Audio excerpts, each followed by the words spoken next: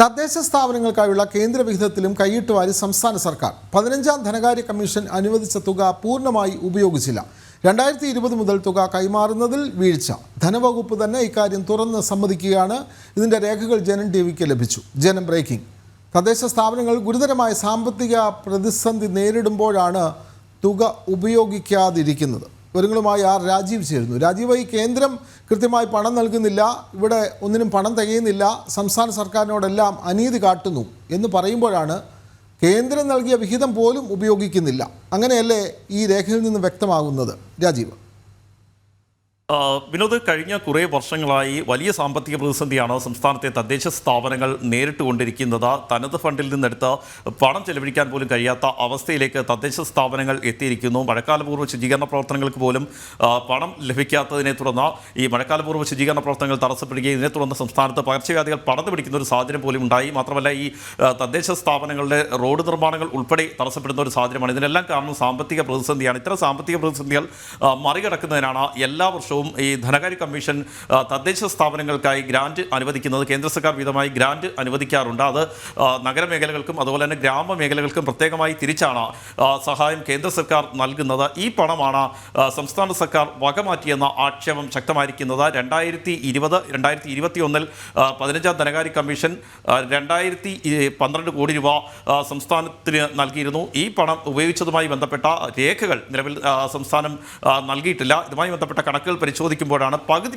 തുക പോലും സംസ്ഥാന സർക്കാർ വിനിയോഗിച്ചിട്ടില്ല, അല്ലെങ്കിൽ തദ്ദേശ സ്ഥാപനങ്ങൾക്ക് കൈമാറിയിട്ടില്ല എന്ന് തെളിയിക്കുന്ന രേഖകൾ കൂടി പുറത്തേക്ക് വരുന്നത്. ഇക്കാര്യം കൂടുതൽ വ്യക്തമാവുകയാണ്. അത് 2020-2021 മാത്രം കണക്കുകളല്ല. 2021-22 സാമ്പത്തിക വർഷമായാലും 2022-23 സാമ്പത്തിക വർഷമായാലും സമാനമായ സാഹചര്യം തന്നെയാണ് നിലനിൽക്കുന്നത്. 339 കോടി രൂപയാണ് 2022-2023 സാമ്പത്തിക വർഷത്തിൽ തദ്ദേശ സ്ഥാപനങ്ങൾക്ക് കൈമാറാതിരുന്നത്. ഇതിനെ തുടർന്ന് ഈ ധനകാര്യ കമ്മീഷൻ ഗ്രാന്റ് നൽകുന്നത് നിർത്തിവെക്കുന്ന സാഹചര്യമുണ്ടായി.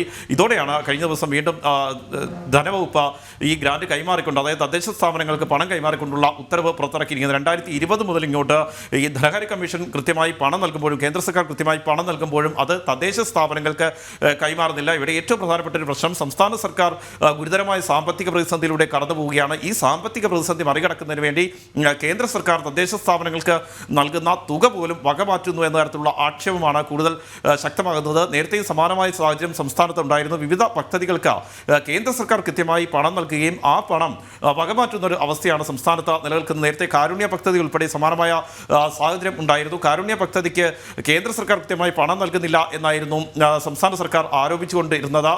നിലവിൽ 1100 കോടി രൂപയാണ് ഈ കാരുണ്യ പദ്ധതിയിൽ സംസ്ഥാനത്തെ സർക്കാർ ആശുപത്രികൾക്കും സ്വകാര്യ ആശുപത്രികൾക്കുമായി സർക്കാർ നൽകാനുള്ളത്. കേന്ദ്രവിഹിതം ലഭിക്കാത്തതിനെ തുടർന്നാണ് ഈ തുക നൽകുന്നത് വൈകുന്നത് എന്ന ആരോപണം നേരത്തെ സംസ്ഥാന സർക്കാർ ഉന്നയിച്ചിരുന്നു. എന്നാൽ നിയമസഭയിൽ ആരോഗ്യമന്ത്രി വീണ ജോർജ് നൽകിയ മറുപടിയിൽ പറയുന്നത് കേന്ദ്രവിഹിതം 1 രൂപ പോലും കുടിശ്ശികയില്ല എന്നാണ്. ഇതിൻ്റെ നിയമസഭാ രേഖകൾ നേരത്തെ ജനം ടിവി തന്നെ പുറത്തുവിടുകയും ചെയ്തിരുന്നു. ഈ രീതിയിൽ വിവിധ പദ്ധതികൾക്ക് കൃത്യമായി കേന്ദ്ര സർക്കാർ പണം നൽകുന്നുണ്ട്. എന്നാൽ ആ പണം കൃത്യമായി ഉപയോഗിക്കുന്നില്ല.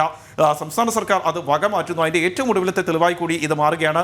2020 മുതൽ ഇങ്ങോട്ടുള്ള കണക്കുകൾ പരിശോധിക്കുകയാണെങ്കിൽ ആ കണക്കുകൾ പ്രകാരം തദ്ദേശ സ്ഥാപനങ്ങൾക്ക് കൃത്യമായി കേന്ദ്ര സർക്കാർ വിഹിതം നൽകുന്നുണ്ട്. എന്നാൽ ഈ തദ്ദേശ സ്ഥാപനങ്ങളിലേക്ക് ഇത് എത്തുന്നില്ല.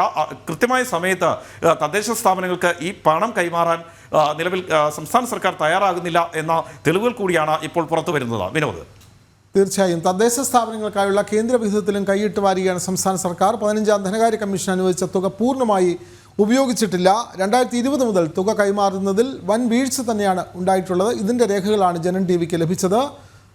വാർത്തകൾ നൽകുകയായിരുന്നു രാജീവ്.